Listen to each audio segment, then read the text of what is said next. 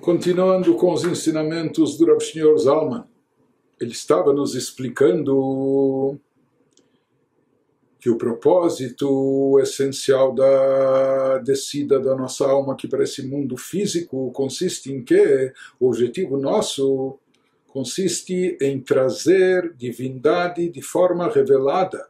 E divindade aqui nós nos referimos à essência divina, à luz divina transcendental que transcende a capacidade dos universos, seja não só do universo físico, material nosso, que não contém nada de divindade de forma revelada, mas mesmo os universos espirituais, os campos superiores, de Asiá, Yetzirá, Briá, Atzilut, enfim, que lá há uma revelação divina, e muitas vezes uma revelação divina cada vez mais intensa, porém toda essa revelação divina presente nos mundos espirituais, nos universos espirituais, é uma revelação limitada, compatível com o universo, com o mundo, portanto limitada.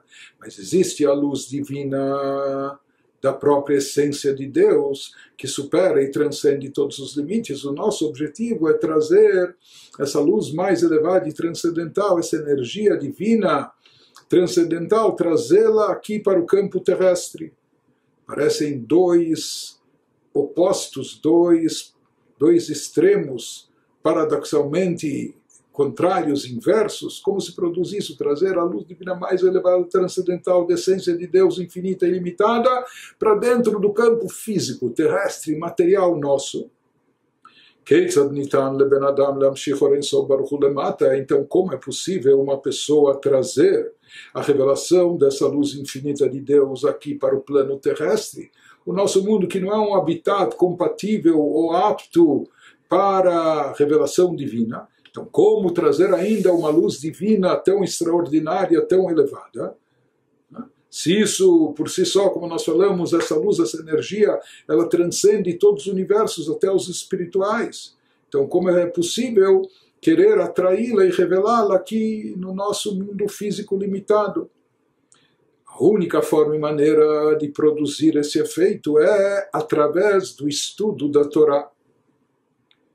Como de Alidei Shakadosh Baruch Hu Natan Lanu et Torá, porque na realidade Deus nos outorgou a Torá, Deus nos deu a Torá, mas quando Ele nos deu a Torá, o próprio Zohar, ele nos traz isso, que Deus nos diz, Oti atem lochim, não é que vocês estão tomando a minha Torá para vocês no Monte Sinai, quando vocês aceitaram, se comprometeram com a Torá, mas a mim vocês estão tomando, a minha própria essência.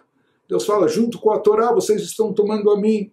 Ou nas palavras do Alter Rebbe no Tânia, capítulo 47, Keilu Natan Lanu et Atzmo Keviachol, na hora que Deus nos deu a Torá, uma vez que a Torá é a sabedoria divina, e não apenas a sabedoria, mas como nós dissemos, Ele e sua sabedoria são uma coisa só, porque a sabedoria divina está completamente integrada e unificada com a essência de Deus. Portanto, quando Deus nos deu a sua Torá, Ele nos deu a si mesmo junto com a Torá. Ele nos entregou a sua própria essência. Uma vez que a luz divina infinita está investida e revestida na sabedoria suprema, na sabedoria de Atzilut, que depois ela se manifesta e desce, é processada em cada nível, chegando até nós, revestida na Torá, em forma de assuntos terrenos, triviais, físicos, materiais. Né? Então a Torá, Gam Kefish Yardá Derech Olamot, mas no fim, na prática, mesmo depois de ter descido por todos esses níveis, passado por toda essa corrente de desencadeamento e processamento da luz divina, processamento significa que essa luz foi sendo ocultada, diminuída, condensada, os tzimtzumim, mas mesmo após toda essa condensação, mesmo tendo passado por todos esses universos espirituais, por todos esses níveis, mesmo chegando até o nosso plano físico, quando a Torá nitlapsha bidvarim gashmim beinyanei olam hazeh, quando a Torá chega a nós revestida em assuntos materiais e mundanos, são assuntos terrestres, mesmo assim ela conserva a sua propriedade essencial, ou seja, ela mantém e contém dentro de si a essência divina infinita. a essência divina transcendental, Nisharab Mahuta Rishon Shei Chochma Ilah, a sabedoria suprema de Deus.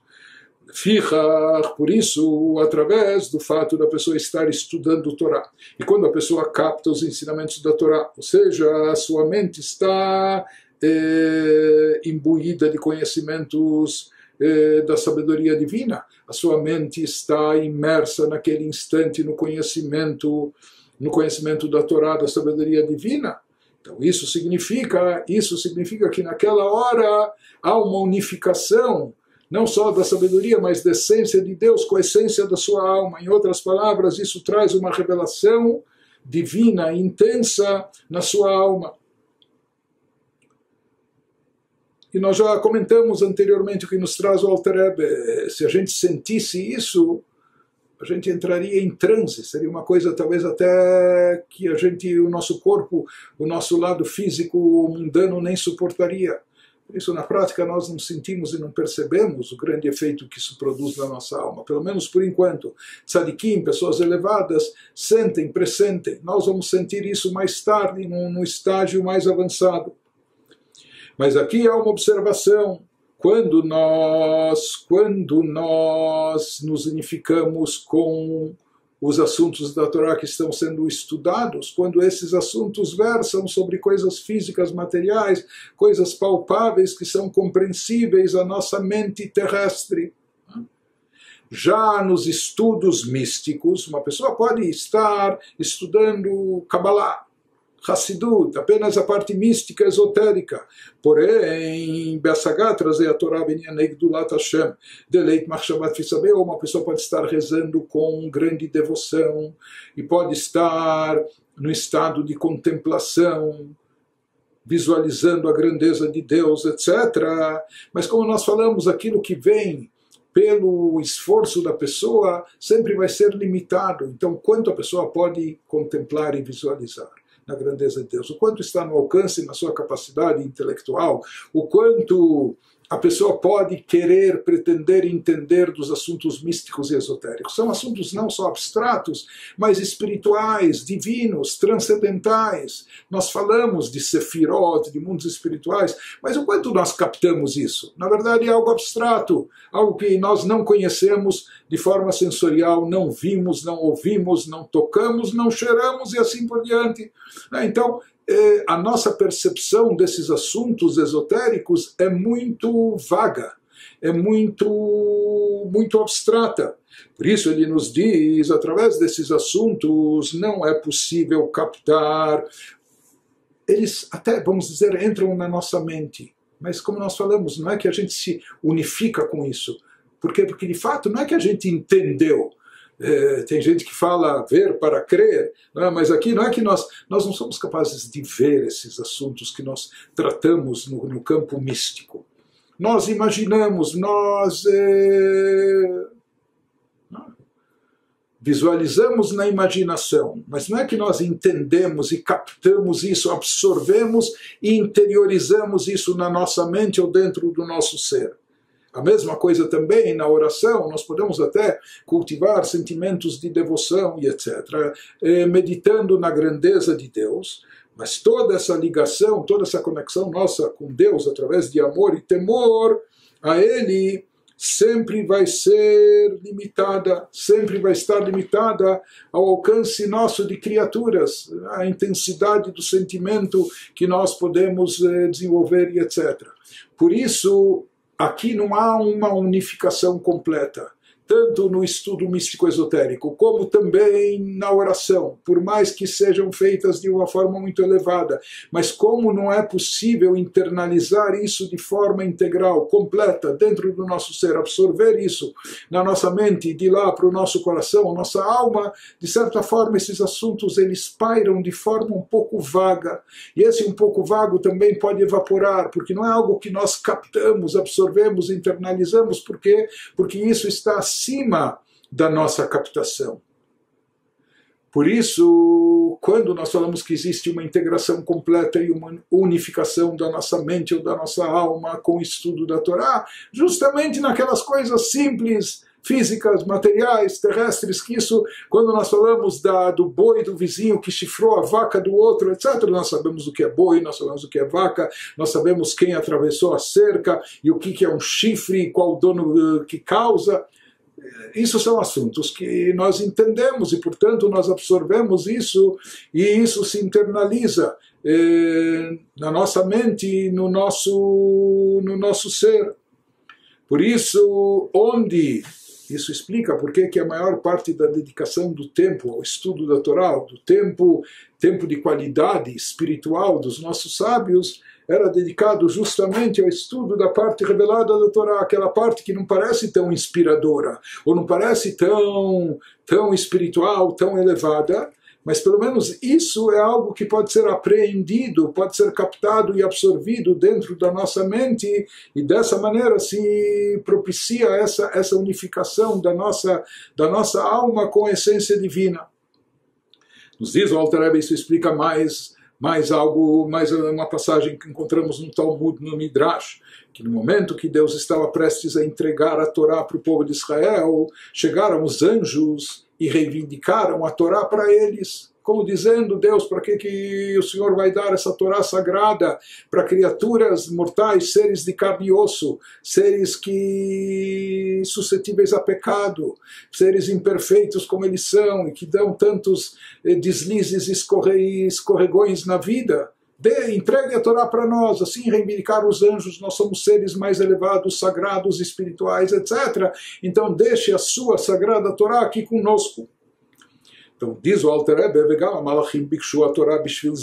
de fato os anjos também pediram e reivindicaram a Torá com esse objetivo, que eles queriam estar conectados a Deus de uma forma mais intensa, mais profunda, mais elevada. Isso é possível e só é possível através da Torá. Então por isso eles queriam que a Torá permanecesse para eles, com eles. Mas Deus negou, recusou, como o Midrash descreve, até um diálogo lá travado com os anjos, como dizendo que, como na Torá está escrito: honre os teus pais, vocês têm pais, vocês não têm.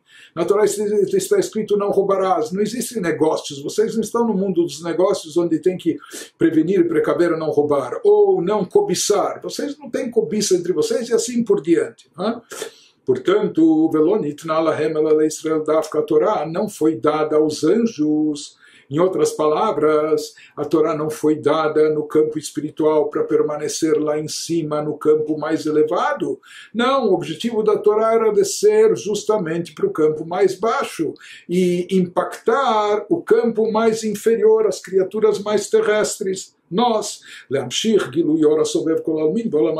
porque o objetivo da Torá, conforme a gente tem visto, era justamente esse, de atrair e trazer a luz transcendental divina aqui para o nosso universo físico, para esse mundo terrestre inferior.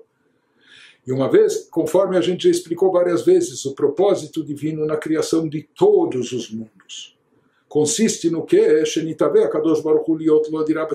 Na linguagem do Midrash, que Deus desejou possuir uma morada, uma habitação aqui no plano inferior, justamente no campo terrestre, e por isso ele criou todos os universos. Todos os universos são atores coadjuvantes, eles são parte do cenário, mas na verdade o objetivo de tudo, para até surgir o mundo mais inferior, que é o nosso, que ele é o propósito e objetivo final de tudo. Em outras palavras, como a gente tem dito, que se faça brilhar, se faça presente de forma revelada, evidente, a luz infinita de Deus, mesmo no meio dessa escuridão espiritual que é o nosso mundo, mesmo no mundo como o nosso, que predomina a chamada Sitra Achra, o lado oposto à santidade, mas que aqui se revele nesse campo inferior a luz divina. Por isso a Torá foi dada justamente não para os anjos, e não ficou apenas de uma forma abstrata, de uma forma esotérica. Não, a Torá foi dada de forma mastigada, revestida em coisas terrestres, físicas e materiais, porque através desse estudo da Torá aqui embaixo, dessa forma, quando nós captamos os conceitos na nossa mente física, no nosso ser corpóreo, etc. Então, através disso, esse assunto se integra conosco, nós absorvemos, entendemos e nos unificamos com Deus. Através disso, de fato, nós estamos atraindo a luz infinita de Deus para dentro de nós, aqui, no nosso aspecto corpóreo, no mundo físico e terrestre, no mundo material, e dessa maneira nós estamos atraindo a essência divina no campo inferior, preenchendo o motivo da criação.